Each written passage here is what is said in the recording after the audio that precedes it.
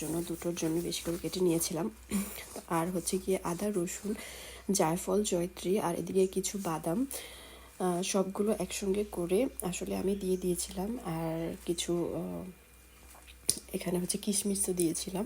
তো সব কিছু মিলিয়ে একটা সুন্দর পেস্ট তৈরি করে নিয়েছিলাম। এটা আগে বানানো থাকলে কিন্তু খুবই ইজি হয়ে যায় রান্নাটা। প্রায় অলমোস্ট সেমই, রোস্ট থেকে শুরু করে বিরিয়ানি প্রায় অলমোস্ট সেমই রান্নার স্টাইলগুলো। তো এই রান্নাটার জন্য এই মশলাটা করা হয়ে গেছিলো, এক সাইড করে রেখে দিয়েছিলাম। আর এদিকে হচ্ছে মাংসগুলো মেরিনেট করে রেখেছিলাম। অল্প লবণ, পরিমাণ মতো লবণ, আর হচ্ছে একটু মরিচের গুঁড়ো আর টক দই, এগুলো দিয়ে একটু মেরিনেট করে রেখেছিলাম। যেহেতু মাংসগুলো বড় বড় পিস করা থাকে মোরগ পোলাওয়ের ক্ষেত্রে, একটা মুরগিকে আমি আসলে 4টা পোর্শন করেছিলাম, বড় মুরগি ছিল। তো এগুলোকে আসলে 1 আওয়ারের জন্য মেরিনেট করে রেখেছিলাম। আর এদিকে মাংসগুলো কষানোর জন্য প্রথমে আমি তেলে পেঁয়াজ দিয়ে দিলাম, তারপর গরম মশলাগুলো দিয়ে দিলাম। তারপর হচ্ছে অ্যাজ ইউজুয়াল যে মশলাটা আমি রেডি করে রেখেছিলাম সেই মশলাটা দিয়ে কষানো হলে যখন তেলটা ছেড়ে দেবে তখন সেই মেরিনেট করা মাংসগুলো উপরে ছড়িয়ে দিচ্ছিলাম। দেওয়ার পর আমি আসলে ঢেকে দেব, অল্প একটু পানি দিয়ে 5 মিনিটের জন্য ঢেকে দিয়েছিলাম। তারপর 5 মিনিট পর খুলে আবার 5 মিনিটের জন্য ঢেকে দিয়েছিলাম মাংসগুলো উল্টে, যেহেতু বড় পিস সেহেতু দুটো পাশ হতে হবে।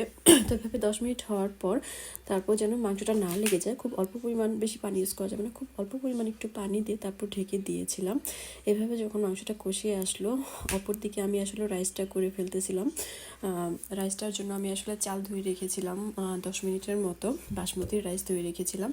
তারপর হচ্ছে তার ডাবল পরিমাণ পানি দিয়ে, যেভাবে আমরা পোলাওটা রান্না করি, তেলে ভেজে গরম মশলা প্রথমে দিয়ে পেঁয়াজ, তারপর পেঁয়াজগুলো ভেজে তারপর সুন্দর করে চালটা ভাজা ভাজা হলে একটা স্মেল যখন আসতে থাকে তখন ঠিক ডাবল পরিমাণ ফুটন্ত পানিটা দিয়ে অল্প আঁচে একটু ঢেকে দেওয়া হয়।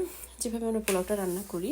আর তেল বা ঘি যেটাই দিবেন, যেটা দিয়ে ভাজবেন সেটাই ভালো হবে, ঘি একটু ইউজ করতে পারেন। আমি আসলে তেল প্লাস ঘি দুটোই ইউজ করেছিলাম। যখন পোলাওটা ঢেকে দেওয়ার পর যখন 80% হয়ে যাবে, পানিটা শুকিয়ে আসবে, তখন আসলে চুলাটা অফ করে দিয়ে অন্যদিকে মাংসটা হয়ে যাওয়ার পর আমি অর্ধেক মশলাটা আলাদা করে রেখেছিলাম আর মাংসের পিসগুলো তুলে রেখেছিলাম।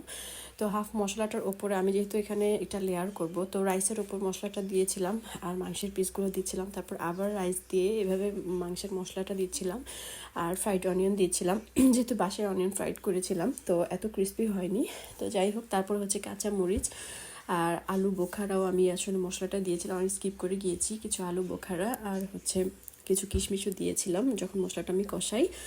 তো এই তো সব মিলিয়ে লেয়ার করে দেওয়ার পর দেখতে পাচ্ছেন আমার মোরগ পোলাওটা রেডি হয়ে গেছে। স্মেলটা যে কি ভালো আসছিল আসলে এটা তো ছবিতে বোঝানো সম্ভব না, তবে সব কিছু খুব সুন্দরভাবে কুক হয়েছিল। মাংসটা যেহেতু মেরিনেট করে রাখা হয়, খুব বেশি সময় লাগে না, আসলে 20 মিনিটের মতো রান্না করলেই হয়ে যায়, টোটাল 20 থেকে 25 মিনিট। এই তো দেখতে পাচ্ছেন রেডি আমার মোরগ পোলাও।